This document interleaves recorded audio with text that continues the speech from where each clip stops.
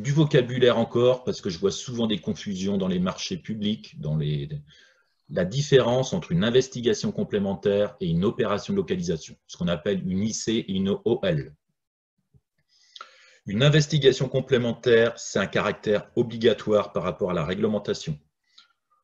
Elle doit être effectuée non pas lorsqu'on commence des travaux, mais en phase étude, en phase projet.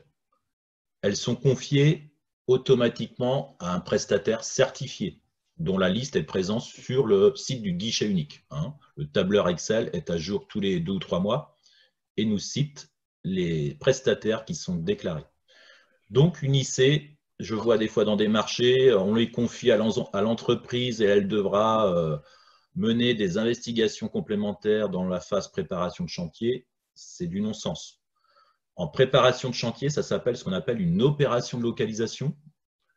On est dans une action à caractère non obligatoire, c'est-à-dire que la réglementation ne nous obligeait pas de faire des investigations complémentaires, mais par contre, imaginez que vous devez terrasser à proximité d'une fibre optique, elle est hyper stratégique, la fibre optique, elle n'est pas classée sensible, je dois faire des sondages, voire de la détection de réseau, et on appellera ça donc une opération de localisation.